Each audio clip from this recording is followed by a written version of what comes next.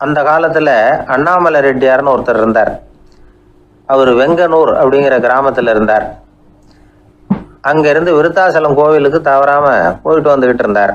இடையில வெள்ளாறு, அதில் ஒரு சமயம் வெள்ளம் வந்துட்டுது. இவரால் போக முடியல. அதோட விளைவு வெங்கனூர்லேயே ஒரு கோவில் கட்டணும் அப்படின்னு முடிவு பண்ணார், சிவாலயம். அந்த சமயத்தில் வடநாட்டில் பஞ்சம். அதனால் அங்கே இருந்த பல சிற்பிகள் தென்னாட்டை நோக்கி வர ஆரம்பித்தாங்க. அவங்க வெங்கனூர் வழியாக வர்றது தெரிஞ்சதும் இவர் போய் பார்த்தார். இங்கே ஒரு கோவில் கட்டணும், அதுக்கு நீங்கள் உதவணும்னார். பஞ்ச காலத்தில் இப்படி ஒரு வாய்ப்பு கிடைச்சதில் அவங்களுக்கும் ரொம்ப மகிழ்ச்சி. உற்சாகத்தோடு ஒத்துக்கிட்டாங்க. ஆலய திருப்பணி ஆரம்பமாச்சு. அவங்களுக்கு வேண்டிய எல்லா வசதிகளையும் இவர் செஞ்சு கொடுத்தார். அவங்களுக்கு எந்த குறையும் இல்லாமல் பார்த்துக்கிட்டார்.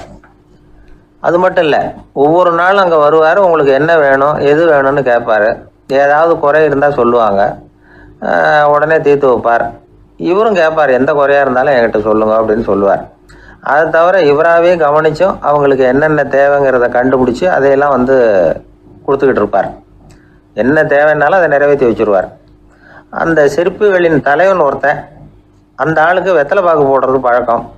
இதை தெரிஞ்சுக்கிட்டு அதுக்காகவே ஒரு ஆளை ஏற்பாடு பண்ணார். வேணுங்கிறப்போலாம் நீ வெத்தலை சிவல் மடித்து கொடுக்க வேண்டியது உன் வேலை அப்படின்னு ஒருத்தனை ஏற்பாடு பண்ணிட்டார். இப்படியெல்லாம் செஞ்சதும் அவங்களுக்கும் ரொம்ப உற்சாகம். ரொம்ப பொறுப்பாக சிற்ப வேலைகளை செஞ்சுக்கிட்டு இருக்கிறாங்க. ஒரு நாள் என்னாச்சு தெரியுமா? அந்த சிற்பிகளின் தலைவன் ரொம்ப நுணுக்கமாக ஒரு வேலையை செஞ்சுக்கிட்டு இருக்கிறான். சாரம் போட்டு அது மேலே படுத்துக்கிட்டு அண்ணாந்து பார்த்து உச்சியில் நுணுக்கமான சிற்பங்களை உருவாக்கிக்கிட்டு இருக்கான். சிற்பியின் கவனம் செதறப்படாதுங்கிறதுனால இவர் மெதுவாக சத்தம் போடாமல் கிட்ட போய் நின்று அதை கவனிச்சிக்கிட்டு இருக்கிறார். அந்த சிற்பி வழக்கம் போல் வெத்தலை பாக்குக்காக இடது கையை கீழே நீட்டினான். அந்த சமயம் பார்த்து அவருக்கு தாம்பூலம் கொடுக்குறவன் அங்கே இல்லை, எங்கேயோ போயிருக்கிறான். அண்ணாமலை ரெட்டியார் என்ன பண்ணார் தெரியுமா? தனக்காக கொடுக்கப்பட்ட தாம்பூலத்தை வாங்கி சிற்பியின் கையில் கொடுக்குறார். அவன் வாங்கி போட்டுக்கிட்டான். இது என்ன இன்னைக்கு வெத்தலை சீவல் வேறு மாதிரி இருக்குது, வாசனை தாம்பூலமாக இருக்குது அப்படின்னு யோசனை பண்ணிவிட்டு கீழே திரும்பி பார்க்குறார். பார்த்தா ரெட்டியார் மறுபடியும் சிற்பி கை நீட்டும் பொழுது கொடுக்கறதுக்காக தாம்பூலத்தை மடித்து வாங்கி வச்சுக்கிட்டு தயாராக நிற்கிறார். சிற்பிக்கு அதிர்ச்சி. உடனே பொத்துன்னு கீழே குதிச்சான். ஐயா, என்ன இது நீங்களா அப்படின்னா. இவர் சொன்னார், நான் ஒன்றும் தப்பு பண்ணலையே, உன்னுடைய கை புண்ணியம் செஞ்ச கை, கோயில் கட்டுற கை, அந்த கைக்கு தாம்பூலம் கொடுக்கறதுல என்ன தப்பு அப்படின்னாராம். ஏற்கனவே பஞ்சத்தில் அடிபட்டு வந்த எங்களை நீங்கள் ஆதரித்ததே பெரிய விஷயம். இந்த செயல் என்னை ஒரு பெரிய கடனாளி ஆகிவிட்டது. ஐயா, எங்களுக்கு உணவு உடை இதை மட்டும் நீங்கள் கொடுத்தா போதும், ஊதியம்னு எதுவும் வாங்க மாட்டோம் அப்படின்னு நானும். அந்த சிற்பி எவ்வளோ வற்புறுத்தியும் எதுவும் வாங்கிக்கலையாம். இந்த செய்தியை தமிழ் தாத்தா டாக்டர் ஊவேசா சொல்லியிருக்கிறார். அந்த காலத்தில் எப்படிப்பட்டவங்கெல்லாம் வாழ்ந்துருக்கிறாங்க பாருங்கள். இந்த காலத்தில் ஒருத்தர் கோவில் கட்டினார், வேலை செய்கிற எல்லாருக்கும் சாப்பாடு போடுவார். சிற்ப வேலை செஞ்சுட்டு சாப்பிட வர்ற ஒவ்வொருத்தர் கையையும் அன்பாக பிடிச்சி முத்தம் கொடுத்து உள்ளே அனுப்புவார். அந்த கைகளுக்கு நீங்கள் கொடுக்குற மரியாதையாது அப்படின்னு கேட்டாங்க. அது இல்லைங்க, ஏற்கனவே முதல் பந்தியில் சாப்பிட வந்தவன் மறுபடியும் வர்றானான்னு கண்டுபிடிக்கிறதுக்காக கையை பிடிச்சி மோந்து பார்க்குறேன் அப்படின்னாராம் அவர்.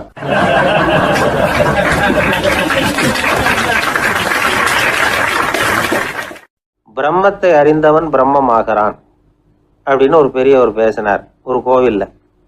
தைத்திரிய உபனிஷத்து அப்படி சொல்லுதான். இதை கேட்கும் பொழுது நமக்கு ஒரு சந்தேகம் வரும். அது எப்படி? பிரம்மத்தை அறிந்தவன் பிரம்மம் ஆகிறான்னா, சிங்கத்தை அறிந்தவன் சிங்கம் ஆகிறானா, தோசையை அறிந்தவன் தோசை ஆகிறானா? இப்படிப்பட்ட சந்தேகம் நமக்கு வர்றதுல ஒன்றும் ஆச்சரியம் இல்லை. இது இயற்கை. இதுக்கும் அந்த பெரியவரே பதில் சொல்றார். சிங்கம் வேற, நாம வேற. அதனால சிங்கத்தை அறிந்தவன் சிங்கம் ஆக மாட்டான். ஆனால் பிரம்மம் வேற, நாம வேற இல்லை. அதனால பிரம்மத்தை அறிந்தவன் பிரம்மமாகிறான் அப்படிங்கிறது அவரோட விளக்கம். மனிதன் அவன்தான் தான் பிரம்மங்கிறது தெரியாதனால தான் அதை வேற எங்கேயோ தேடிட்டு இருக்கிறான். கடைசியில் அது தான் தாங்கிறது புரிஞ்சுக்கிற பொழுது அவன் பிரம்மம் ஆயிடுறான். இதை விளக்கிறதுக்கு ஒரு உபநிஷத்து கதையே இருக்கு. நமக்கு தெரிஞ்ச கதை தான், ஆனால் அதை வேற விதமான அர்த்தத்தில் விளையாட்டாக சொல்லிகிட்டு இருக்கிறோம். ஒரு சமயம் ஒரு 10 நண்பர்கள் ஒரு காட்டு வழியாக போய்கிட்டு இருக்கிறாங்க. குறுக்க ஒரு நதி, அதை கடந்து அடுத்த பக்கம் போகணும். எல்லாரும் ஒரு வழியாக கடந்து அடுத்த கரைக்கு போய் சேர்ந்துட்டாங்க. அங்கே போய் சேர்ந்ததுக்கு அப்புறம் எல்லாரும் பத்திரமா சேர்ந்துட்டோமா அப்படின்னு தெரிஞ்சுக்கிறதுக்காக எண்ணி பார்க்குறான் அந்த கூட்டத்து தலைவன். அவங்க மொத்தம் 10 பேர். ஆனால் அவன் எண்ணி பார்க்குறப்போ 9 தான் வருது. ஏன்னா அவன் தன்னை விட்டுவிட்டான். எதிரில் நிற்கிறவங்கள மட்டுமே எண்றான். ஐயோ 10வது ஆள் எங்கேங்கிறான், பதறான். சரி நீ இரு, நான் எண்ணி பார்க்குறேன்னு சொல்லிவிட்டு இன்னொருத்தன் வந்து எண்றான். அவனும் தன்னை விட்டுட்டு எண்றான். 9 தான் வருது. எல்லாரும் கொய்யோ முறையோன்னு கத்த ஆரம்பிச்சிட்டாங்க. அந்த சமயத்தில் ஒரு பெரியவர் அந்த பக்கமாக வர்றார். என்ன விஷயம்னு விசாரிக்கிறார். 10வது ஆள் 6 அடிச்சுட்டு போட்டுது அப்படின்னு சொல்லி இவங்க அழறாங்க. சரி அழாதீங்க அப்படின்னு சொல்லி அந்த தலைவனை பார்த்து இப்படி வாங்குறார். வர்றான். இப்போ எனக்கு முன்னாடி ஒரு தரம் எண்ணு பார்க்கலாம்ங்கிறார். 1 2 3ன்னு ஆரம்பித்து 9ல் வந்து முடிக்கிறான். உடனே பெரியவர் நீ தான் அந்த 10வது ஆள் அப்படிங்கிறார். இது உண்மை. நாம தான் அது. நாம தான் நம்மளை வேற எங்கேயோ தேடிட்டு இருக்கிறோம். நாம் எங்கேயோ தேடிட்டு இருக்கிறோமே, அந்த பிரம்மம் நாம தான். இப்படி ஒரு பெரிய உண்மையை விளக்கிறதுக்காக தான் அப்படி ஒரு கதை சொல்லப்பட்டது. ஆனால் அதை வந்து நாம் வேறு விதமாக வேடிக்கையாக உபயோகப்படுத்திக்கிட்டு இருக்கிறோம். எப்படி தெரியுமா? ஒரு ஆத்தங்கரையில் ஒரு 10 பேர் முழிச்சுக்கிட்டே நின்றுக்கிட்டு இருந்தாங்களாம். அந்த பக்கமாக வந்த ஒருத்தன் ஏன் இப்படி முழிச்சுக்கிட்டு நிற்கிறீங்கன்னு கேட்டிருக்கிறான். எங்களுக்கு நீச்சல் தெரியாது, நாங்கள்லாம் அடுத்த கரைக்கு போய் சேரணும் அப்படின்னாங்களாம். சரி நாங்கள் விட்டுட்டு போய் விடுறேன். எல்லாரும் அக்கறைக்கு போய் சேர்ந்த உடனே ஆளுக்கு ₹1 வீதமாக மொத்தம் ₹10 எனக்கு கொடுக்கணும் அப்படின்ட்டுருக்கான் இவன். சரின்னு ஒத்துக்கிட்டாங்க. இவன் ஒவ்வொருத்தராக கையை பிடிச்சி மெதுவாக ஆற்றுல இறக்கி அழைச்சிட்டு போயிட்டான். 9 பேரை கரை சேர்த்துட்டான். 10வது ஆள் பாதி ஆற்றுல போயிட்டு இருக்கிறப்போ திடீர்னு வெள்ளம் வந்துட்டுது. புடி நழுவி போச்சு. கையை விட்டுட்டான். வெள்ளம் அடிச்சுட்டு போட்டுது. அழைச்சிட்டு வந்தவன் நீச்சல் அடித்து தடுமாறி கரைக்கு வந்து சேர்ந்துட்டான். கரையில் இருந்தவங்களுக்கு இந்த விஷயம் தெரியாது. இருந்தாலும் இவன் உடம்பு பூரா நனைஞ்சி கொஞ்சம் அதிகமாக மூச்சு வாங்க நின்றுக்கிட்டு இருந்தானா, ஏங்க ஏன் இப்படி மூச்சு வாங்குது, என்ன விஷயம் அப்படின்னு கேட்டாங்களாம். அதுக்கு இவன் கொஞ்சமாக அலட்டிக்காமல் சொன்னானா, வேற ஒன்றும் இல்லை, நீங்கள் கொடுக்க வேண்டிய ₹10 ₹1 குறைஞ்சி போச்சு அவ்வளவுதான் அப்படின்னானா.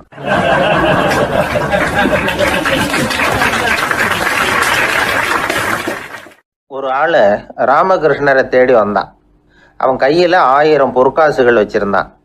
அதை அவர்கிட்ட கொடுத்து இதை ஏற்றுக்கணும் அப்படின்னு ரொம்ப பணிவாக கேட்டுக்கிட்டான்.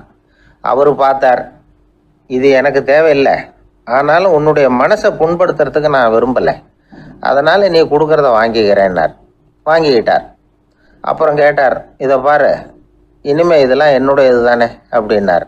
ஆமாம், அதையெல்லாம் நான் உங்களுக்கே கொடுத்துட்டேன் அவன். சரி, இப்போ நீ எனக்காக ஒரு காரியம் பண்ணணும்னார். என்ன செய்யணும்னு சொல்லுங்கன்னா, இந்த நாணயங்களையெல்லாம் எடுத்துக்கிட்டு போய் கங்கை நதியில் எரிஞ்சுட்டு வா அப்படின்னார். இவனுக்கு அதிர்ச்சியாக போச்சு. என்ன பண்ணுறது, இனிமேல் அது முடியாதுன்னு சொல்ல முடியாது.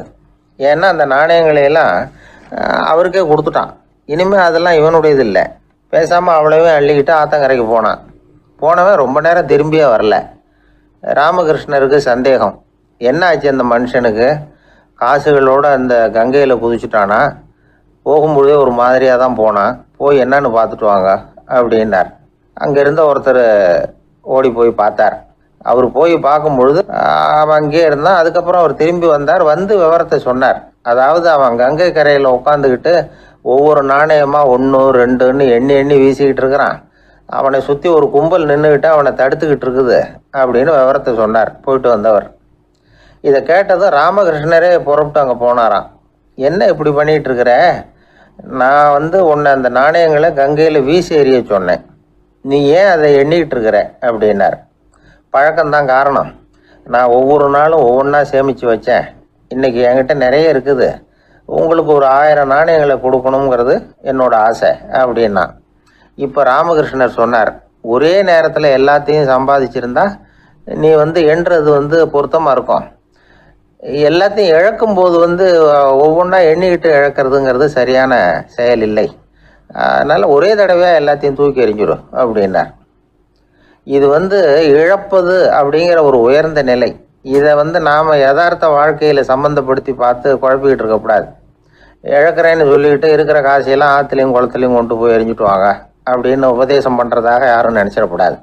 இதில் நாம் புரிஞ்சிக்க வேண்டியது என்னென்னா, எதையாவது ஒன்றை இன்னொருத்தருக்கு கொடுக்கணும் அப்படின்னு விருப்பப்பட்டால் அதை மனப்பூர்வமாக கொடுத்துடணும். கொடுத்துட்டு அதையே நினச்சிக்கிட்டு இருக்கக்கூடாது. நம்மால் ஒருத்தர் ஒரு ₹100 நோட்டை தன்னுடைய நண்பர் ஒருத்தர்கிட்ட கொடுத்து, இது உனக்கு தான் வச்சுக்கோ அப்படின்னார். அவர் பார்த்தார், இது இனிமேல் எனக்கு தானே சொந்தம் அப்படின்னார். ஆமான்னார் இவர். அப்படின்னா எனக்காக நீ ஒரு உதவி செய்யணும்னார். சொல்லுங்க செய்கிறேன்னார் அவர். இந்த 100 ரூபா நோட்டை தீ வச்சு கொளுத்தி விடுனார். இவர் அதிர்ச்சியாகி அவரை பார்த்தார்.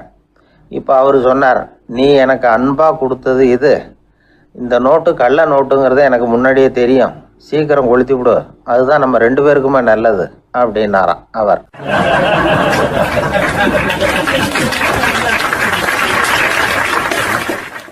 ஏங்க எங்கே போயிட்டு வரீங்க அப்படின்னு கேட்டேன். எனக்கு வேண்டப்பட்ட ஒருத்தரை பார்த்து. ஆஸ்பத்திரிக்குன்னார். எந்த ஆஸ்பத்திரிக்குன்னே? மாட்டு ஆஸ்பத்திரிக்குன்னார். என்ன விஷயம்னே? மாமனாருக்கு உடம்பு சரியில்லை, அதுதான் மாட்டு ஆஸ்பத்திரிக்கு போயிட்டு வரேன்னார். அட பாவி, அதுக்கு அந்த ஆஸ்பத்திரிக்கா போவாங்க அப்படின்னு ஆச்சரியமா. அட அது இல்லைப்பா, முதல்ல எங்கள் குடும்ப டாக்டர் தான் தேடிக்கிட்டு போனேன். அவர் அந்த நேரத்தில் அவர் வளர்க்குற நாய்க்குட்டிக்கு உடம்பு சரியில்லைன்னு சொல்லி அதை தூக்கிக்கிட்டு மாட்டு ஆஸ்பத்திரிக்கு போயிட்டாராம் சொன்னாங்க. அதனால் அங்கே போய் அவரை சந்தித்து விஷயத்தை சொல்லிவிட்டு வர்றேன்னார். அப்புறம் தான் எனக்கு கொஞ்சம் நிம்மதியாக இருந்தது. பொதுவாக நமக்கு தெரிஞ்ச வரையில் டாக்டர்கள் 2 வகை. நமக்கு வைத்தியம் பண்ணுற டாக்டர்கள் ஒரு வகை, நம்மக்கிட்ட இருக்கிற ஆடு மாடு கோழிக்கு வைத்தியம் பண்ணுற டாக்டர்கள் ஒரு வகை. இப்போ தான் எனக்கு தெரியும் இன்னொரு வகையான டாக்டர்களும் உண்டுங்கிறது. அது யாருன்னா பூச்சிகளுக்கு வைத்தியம் பண்ணுற டாக்டர்கள், அதாவது பூச்சி டாக்டர்கள். வெளிநாடுகளில் அப்படிலாம் கூட சில பேர் இருக்கிறாங்க. பிரிட்டனில் யார்க்ஷயர் வட்டாரத்தில் ராதர்ஹாம் அப்படின்னு ஒரு ஊர். அங்கே ஒரு விலங்கியல் மருத்துவர், பேர் டாக்டர் லான்ஸ் ஜெப்சன். அவர் ஆஸ்பத்திரி வாசலில் பார்த்தீங்கன்னா தினமும் நிறைய பேர் நின்றுக்கிட்டு இருப்பாங்க. கையில் கண்ணாடி குடுவை, தகர டப்பா இப்படி ஏதாவது இருக்கும். அதுக்குள்ளே ஏதாவது பூச்சிகள் இருக்கும். அதுக்கு வைத்தியம் பண்ணுறதுக்காக வந்தவங்க தான் அவங்க எல்லாம்.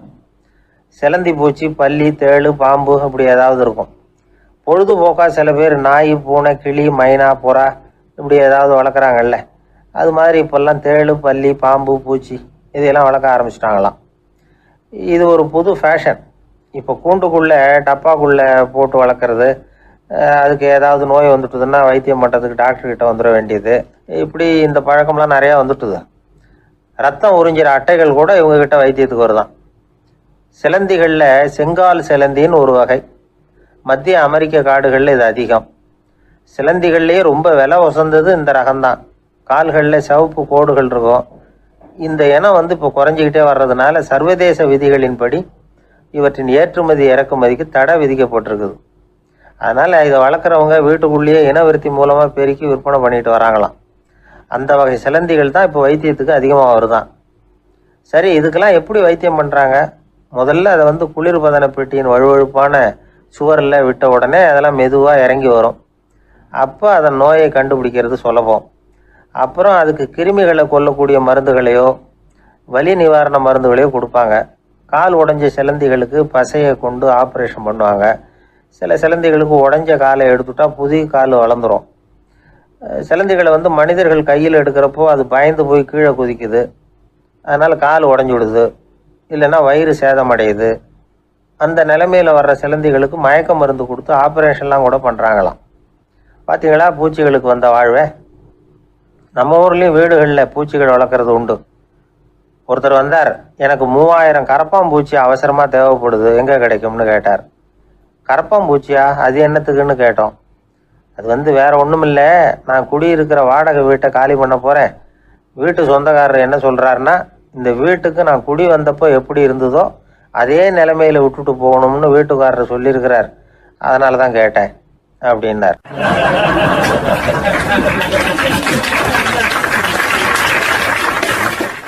ஒரு தந்தை தன்னோட பிள்ளைய ரொம்ப தைரியசாலியாக வளர்க்கணும்னு ஆசைப்பட்டார். அதுக்காக அவனை கூப்பிட்டு உட்கார வச்சு இப்படி உபதேசம் பண்ணார். இதை பாருப்பா, நான் உன்னாட்டம் இருக்கிறப்போலாம் எதுக்கும் பயப்பட மாட்டேன், ரொம்ப துணிச்சலாக இருப்பேன். ஒரு நாள் ஒரு அப்பாவி எலியை ஒரு பூனை துரத்திட்டு ஓடிச்சு. நான் உடனே என்ன செஞ்சேன் தெரியுமா? அந்த பூனையை பிடிச்சேன், அது வாலில் ஒரு பட்டாசு சரத்தை கட்டினேன், கொளுத்தி விட்டேன், படபடன்னு வெடிக்க ஆரம்பிச்சுட்டுது. அது துள்ளிக்கிட்டு அங்கேயும் இங்கேயும் ஓடி இருக்கு பாரு ஓட்டம், ரொம்ப தமாஷு அப்படின்னார் அப்பா. இப்படி சொல்லிவிட்டு பையனை பார்த்து, இதை கேட்கறதுக்கு உனக்கும் துணிச்சல் வருதா? நான் என்னுடைய செயலை நீ கேட்குறப்போ உனக்கு துணிச்சல் வருதா அப்படின்னு கேட்டார். வருதுன்னா பையன். எப்படின்னா அப்படிங்கிற விவரத்தையும் சொன்னான் அவன். அதாவது எலியை விரட்டினத்துக்காக பூனை வாலில் பட்டாசு கொளுத்துனீங்க நீங்கள், பூனையை விரட்டினத்துக்காக உங்கள் கழுத்தில் பட்டாசு சரத்தை மாட்டினா என்னென்னு தோணுது எனக்கு அப்படின்னு நான் பையனோட துணிச்சல் அப்பாவே நடுங்க வச்சுட்டுது. அது சரி, ஒரு அப்பா பிள்ளைக்கு இப்படியா உபதேசம் பண்ணுறது? எல்லாருக்கிட்டையும் அன்பா பழகிறது எப்படி அப்படின்னு சொல்லி கொடுக்கணும். பிஞ்சு உள்ளங்கள்ல நஞ்ச தூவலாமா? ஒரு நாள் விநாயகர் ஒரு பூனையோட விளையாடிக்கிட்டு இருந்தாராம். அப்படி ஆசையாக விளையாடிக்கிட்டு இருந்தப்ப அவரோட கை நகம் தவறுதெல்லாம் பூனையோட முகத்தில் பட்டுட்டு தான். அது ஒரு சின்ன கீறலை உண்டாகி விட்டுது. அப்பா அவர் அதை ஒரு பெருசாக நினைக்கல. கொஞ்ச நேரத்துக்கு அப்புறம் விநாயகர் வீட்டுக்கு வந்தார். அவங்க அம்மா பார்வதி தேவியை பார்த்தார். பார்வதி தேவி கன்னத்தில் விரலால் கீறினது மாதிரி ஒரு அடையாளம் இருந்தது. விநாயகருக்கு அதிர்ச்சி, ஆச்சரியம். நம்ம அம்மா இந்த உலகத்துக்கே தாயார். அப்பேற்பட்ட அவங்க முகத்திலேயே கீறலை உண்டாக்கக்கூடியவங்க யாராக இருக்க முடியும் அப்படின்னு யோசனை பண்ணார். தாயே, உன்னுடைய கன்னத்தில் இந்த வடு எப்படிம்மா ஏற்பட்டதுன்னு கேட்டார். குழந்தாய், இது நீ செஞ்ச காரியம்தான்ப்பா. உன்னுடைய கை நகம் கீறினதுனால ஏற்பட்ட வடு தான் இது அப்படின்னாங்க அவங்க. விநாயகர் திடுக்கிட்டு போட்டார். எப்படிம்மா அது? நான் எந்த காலத்துலேயும் ஒன்று அப்படி கீறினதாக எனக்கு நினைவு இல்லையே அப்படின்னார். இன்னைக்கு காலையில் ஒரு பூனையை கீறினதை நீ மறந்துட்டியா அப்படின்னாங்க அந்த அம்மா. விநாயகர் திகைச்சு போய் நின்னார். பார்வதி தேவி சொன்னாங்க, இதை பார்ப்பா, இந்த உலகத்தில் இருக்கக்கூடிய எல்லா உயிர்கள்லேயும் நான் இருக்கிறேன். நான் தான் இந்த உலகமாக ஆகியிருக்கிறேன். ஆகையினால நீ யாரை துன்புறுத்தினாலும் அது உண்மையிலேயே என்ன துன்புறுத்தினதாக தான் வந்து முடியும் அப்படின்னாங்க. விநாயகர் மனசுக்குள்ளே ஒரு வெளிச்சம் ஏற்பட்டு தான். அதுக்கப்புறம் அவர் யாரையுமே கல்யாணம் பண்ணிக்காததுக்கு அதுதான் காரணமா. இந்த உலகத்தில் எல்லாரையும், இங்கே இருக்கிற எல்லாத்தையும் தாயின் வடிவமாக அவர் பார்க்க ஆரம்பிச்சிட்டாராம். குருதேவர் ராமகிருஷ்ணர் இந்த கதையை எடுத்து சொல்லியிருக்கிறார். நபிகள் நாயகம் ஒரு தடவை ஒரு நாற்காலியில் உட்காந்து என்னமோ யோசனை பண்ணிட்டு இருந்திருக்கிறார். அப்போ அவரோட உடையில ஒரு கீழ்ப்பகுதி தரையில் படிஞ்சு கிடந்திருக்குது. அங்கே விளையாடிக்கிட்டு இருந்த ஒரு பூனை அது மேலே வந்து படுத்து தூங்கி போச்சு. தொழுகை செய்ய வேண்டிய நேரம் வந்துட்டது. நபிகள் நாயகம் எழுந்திருக்க பார்த்தார். அப்போ தான் பூனை தன்னோட உடை மேலே படுத்து தூங்கிட்டு இருக்கிறது கண்ணில் படுது. பூனையோட தூக்கத்தை கலைக்க விரும்பல அவர். தன்னுடைய சகோதரியை கூப்பிட்டார். ஒரு கத்திரிக்கோல் எடுத்துகிட்டு வர சொன்னார். பூனை படுத்திருந்த உடைப்பகுதி மட்டும் இருக்குல்ல, அதை மட்டும் அதோட கத்திரிச்சு விட்டுட்டு அதுக்கப்புறம் அவர் எழுந்திரிச்சு தொழுகைக்கு போனாராம். அதாவது பிற உயிர்கள்கிட்ட எப்படி அன்பு காட்டணுங்கிறத பெரியவங்க எவ்வளவோ விதத்தில் நமக்கு எடுத்து காட்டியிருக்கிறாங்க. இருந்தாலும் எத்தனை பேர் மனசில் அதெல்லாம் உரைச்சிருக்குது? நாமளும் நம்ம ட்ரெஸ்ஸு மேலே ஒரு பூனை படுத்திருந்தா ஒரு கத்திரிக்கோலை தான் தேடுவோம், எடுத்துக்கிட்டு வர சொல்லுவோம். துணியை வெட்டுறதுக்கு பதிலாக இல்லை அதோட வாழை வெட்டினா என்ன அப்படின்னு தோணும். ஒரு ஆள் ரொம்ப பிரியமாக ஒரு பூனையை ஆற்றுல குளிப்பாட்டிக்கிட்டு இருந்தானா. எப்படி? அந்த பூனையை ஆற்று தண்ணியில் அமுக்கி அமுக்கி குளிப்பாட்டிக்கிட்டு இருக்கிறான். அந்த வழியாக போன பெரியவர் ஒருத்தர் இதை பார்த்தார். இதை பார்ப்பா, பூனையை அது மாதிரி ஆற்று தண்ணியில் அமுக்கி குளிப்பாட்டாத, மூச்சு திணறி செத்து போடும் அப்படின்னு அட்வைஸ் பண்ணார். நீ போய் அவன் வேலையை பார்த்துக்கிட்டு, எனக்கு எல்லாம் தெரியும்னா இவன். சரின்னு அவர் போயிட்டார். கொஞ்ச நேரம் கழித்து அவரே அந்த வழியாக திரும்பி வந்துக்கிட்டு இருந்தார். ஆற்றுல பூனையை குளிப்பாட்டிக்கிட்டு இருந்தவன் அழுதுகிட்டு உட்காந்துருக்கிறான். பக்கத்தில் அந்த பூனை செத்து கிடக்குது. இதை பார்த்தார் பெரியவர். நான் தான் அப்போவே சொன்னேனே அந்த பூனையை ஆற்றுல நினைக்காதேன்னு, அதை கேட்டிருந்தா இப்படி ஆயிருக்குமா அப்படின்னார். அந்த ஆள் கோபமாக இவரை முறைச்சி பார்த்தான். அட போய்யா, இந்த பூனை ஆற்றுல குளித்ததுனால ஒன்றும் செத்து போகல, குளித்ததுக்கு அப்புறம் அதோட உடம்பு ஈரமாக இருக்குதுன்னு அதை புழிஞ்சேன், அதனால தான் இப்படி ஆயிட்டுது அப்படின்னு நானா.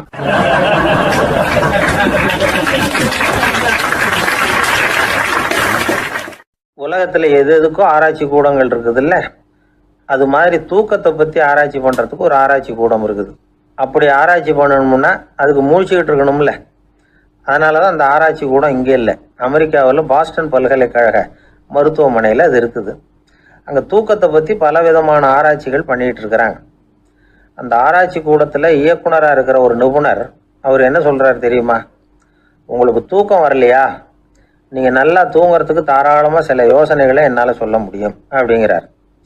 யோசனை தானே, காசா பணமாக கேட்டு வச்சுக்கலாமே. உணவு, மனநிலை, தூங்கும் இடத்தோட சூழ்நிலை, படுக்கைக்கு செல்றப்போ உள்ள பழக்க வழக்கங்கள், இது காரணமாக ஒருத்தருக்கு தூக்கம் வராமல் போகலாம். தூக்கம் வராததுக்கு இதுதான் காரணம்னா அதையெல்லாம் சுலபமாக கட்டுப்படுத்தலாங்கிறார் அவர். தூக்கத்தை வரவழைக்கக்கூடிய ஒரு நல்ல மருந்து உடற்பயிற்சி. ஆனால் ஒன்று, படுக்க போகிற நேரத்தில் இது மாதிரி உடற்பயிற்சிகள் எல்லாம் செய்யக்கூடாது. கொஞ்சம் முன்னாடி பகல்லையே இந்த பயிற்சிகளை செய்கிறது நல்லது. தூக்கம் வராமல் அவதிப்படுறவங்க பிற்பகல் நேரங்களில் காஃபி, டீ இது மாதிரி பானங்களை சாப்பிடக்கூடாது. மது அருந்துறது கூட தூக்கத்தை பாதிக்கும். வெது வெதுப்பான நீரில் குளிக்கிறது, தியானத்தில் ஈடுபடுறது, ஓய்வாக இருக்கிறது, படுக்கிறது, அதாவது படுக்கிறதுக்கு முன்னாடி ஒரு கோவலை பால் சாப்பிட்றது, இதெல்லாம் தூக்கத்தை வரவழைக்கிறது ரொம்ப உதவியாக இருக்கும். இன்னொரு விஷயம் என்னென்னா, தூங்கி ஆகணுமேங்கிற கவலை வேண்டியதில்லை. அப்படி நினச்சி கவலைப்படுறதை விட்டுடணும். தூக்கம் வரலையா, உடனே படுக்கையை விட்டு எழுந்திரிக்க வேண்டியது. வெளியில் வாங்க, வேறு ஏதாவது வேலையில் ஈடுபடுங்க, கொஞ்சம் நேரம் உலாவுங்க, அல்லது ஏதாவது ஒரு புஸ்தகத்தை எடுத்து படிங்க. களைப்பு ஏற்பட்டால் மறுபடியும் படுக்கைக்கு போங்க. தூக்கம் தானே வந்துடும். ஒரு விஷயத்தை மட்டும் நல்லா ஞாபகத்தில் வச்சுக்கணும். படுக்கைக்கு போகிறப்போ உங்கள் மற்ற எல்லா பிரச்சனைகளையும் மறந்துடணும். அது எப்படி சார் முடியும், அந்த நேரம் தானே எல்லா பிரச்சனையும் வரிசையாக ஞாபகத்துக்கு வருது அப்படின்னு நாம் நினைக்கலாம். ஆனால் பழக்கத்தில் அதை நாம் மாற்றிக்க முடியும். கொஞ்சம் முயற்சி பண்ணணும், அவ்வளோதான். இது எல்லாமே ஆராய்ச்சி பண்ணி பார்த்துட்டு அந்த நிபுணர் சொல்கிற கருத்து தான். இன்னொரு விஷயமும் அவர் சொல்கிறார். அது என்னென்னா, உடல் கோளாறு காரணமாக தூக்கம் வராமல் அவதிப்படுறவங்களுக்கெல்லாம் இந்த யோசனைகள் சரியாக வராது அப்படிங்கிறார். அதுக்கெல்லாம் மருத்துவ சிகிச்சை கொடுத்து தான் சரி பண்ணணும். சில பேருக்கு நடு ராத்திரியில் மூச்சு திணறல் ஏற்பட்டு தூக்கம் வராமல் போயிடும். ஊரெல்லாம் தூங்குறப்ப தான் மட்டும் தூங்காமல் மூழ்கிட்டு இருக்கிறது, ஊரெல்லாம் மூழ்கிட்டு இருக்கிறப்போ தான் மட்டும் தூங்குறது, இது மாதிரி கோளாறுகளால் சில பேர் பாதிக்கப்படலாம்.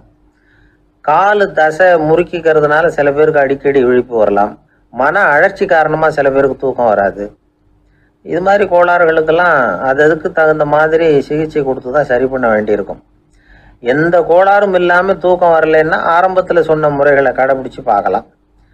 தூக்கம் வந்ததுன்னா யோசனை சொன்ன அந்த நிபுணருக்கு நன்றி சொல்லலாம். ஒருத்தர், ஏன் சார் பஸ்ஸில் தூங்குறது கெட்ட பழக்கமானு கேட்டார். இல்லையே, நான் கூட பஸ்ஸில் போகிறப்ப தூங்கிட்டு தானே போவேன் அப்படின்னார் இன்னொருத்தர். அப்புறம் ஏன் என்ன டிரைவர் வேலை வேணாம்னு வீட்டுக்கு அனுப்பி வச்சுட்டாங்க அப்படின்னாராம் அவர்.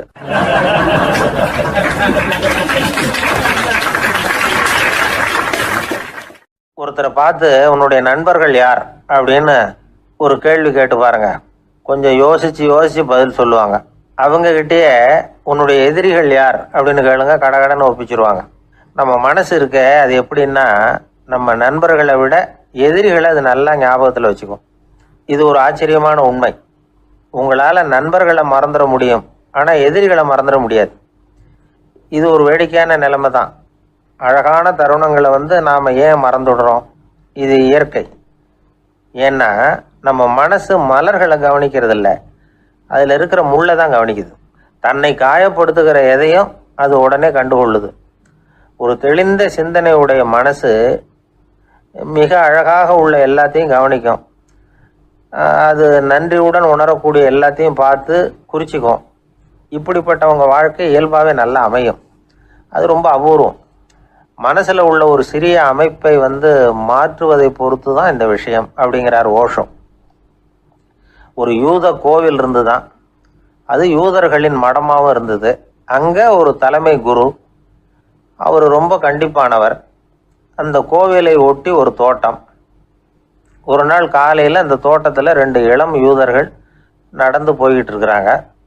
காலையில் 1 மணி நேரம், மாலையில் 1 மணி நேரம் அவங்க அந்த தோட்டத்தில் நடக்கிறதுக்கு அனுமதி உண்டு. மற்ற நேரங்களில் அவங்க மத புத்தகங்களை படிக்கணும், பிற விதிமுறைகளை கடைபிடிக்கணும். அந்த 2 பேருமே தொடர்ந்து புகைப்பிடிக்கிற பழக்கம் உள்ளவங்க. ஆனால் கோவில் மடத்தில் இருக்கிறப்போ அவங்க புகைப்பிடிக்க முடியாது, அது கடுமையான குற்றம். சரி, நாம் தோட்டத்தில் இருக்கிறப்போவாவது புகைப்பிடிக்கலாமா அப்படின்னு ஒரு ஆசை அவங்க 2 பேருக்குமே. இருந்தாலும் பயம். இப்படி கேட்டால் மதகுரு என்ன சொல்லுவாரோ அல்லது என்ன செய்வாரோங்கிற பயம். இப்படியே கொஞ்ச நாள் ஆச்சு. ஒரு நாள் அந்த 2 பேரில் ஒருத்தன் ரொம்ப கலங்கி போய் அந்த கோவிலில் இருந்து வெளியில் வந்துக்கிட்டு இருந்தான். வந்தவன் நேராக தோட்டத்து பக்கம் போனான். அங்கே இன்னொருத்தன் ஆனந்தமாக புகை பிடிச்சிக்கிட்டு இருக்கிறான். அதை பார்த்து தான் இவனுக்கு அதிர்ச்சி. அட கடவுளே, என்ன இது, நீ கேட்காமலே ஆரம்பிச்சிட்டியா அப்படின்னா. இல்லை நான் கேட்டுவிட்டு தான் ஆரம்பிச்சிருக்கேன்னா அவன். அப்படியா, என்ன மனுஷன் இவர், நானும் தான் கேட்டேன், என்னை கண்ணாமுன்னான்னு திட்டிவிட்டார். இது என்ன கோவிலா இல்லை நரகமா? உனக்கு புகை பிடிக்கணும்னு ஆசையாக இருந்தால் நரகத்துக்கு போகணும்னு சொல்லிவிட்டார். அது சரி, உன்னை மட்டும் எப்படி அனுமதிச்சார் அப்படின்னு கேட்டான் இவன். அவன் சிரிச்சுக்கிட்டே, நீ எப்படி கேட்ட சொல்லு அப்படின்னா. நாம் இந்த தோட்டத்துக்கு வர அனுமதிக்கப்பட்டிருக்கிறதே ஜபத்துக்காகத்தானே, அதனால் நான் ஜபம் சொல்லும் பொழுது புகை பிடிக்கலாமா அப்படின்னு கேட்டேன். அதுக்கு தான் அவர் சத்தம் போட்டு என்னை அடிக்கவே வந்துட்டார் அப்படின்னா இவன். நீ ஒரு மாதிரியாக கேட்டிருக்க, நான் வேற மாதிரியாக கேட்டிருக்கிறேன். ஜெபம் சொல்லும்போது புகை பிடிக்கலாமான்னு நீ கேட்டிருக்க. ஐயா, புகை பிடிக்கும் பொழுது ஜெபிக்கலாமா அப்படின்னு நான் கேட்டேன். அதில் தப்பு ஒன்றும் இல்லை அப்படின்னு பதில் சொல்லிட்டார் அப்படின்னா. ஒரு சிறிய மாற்றம்தான் அது மிகப்பெரிய மாறுதலை ஏற்படுத்தி விட்டது. மனசு நல்ல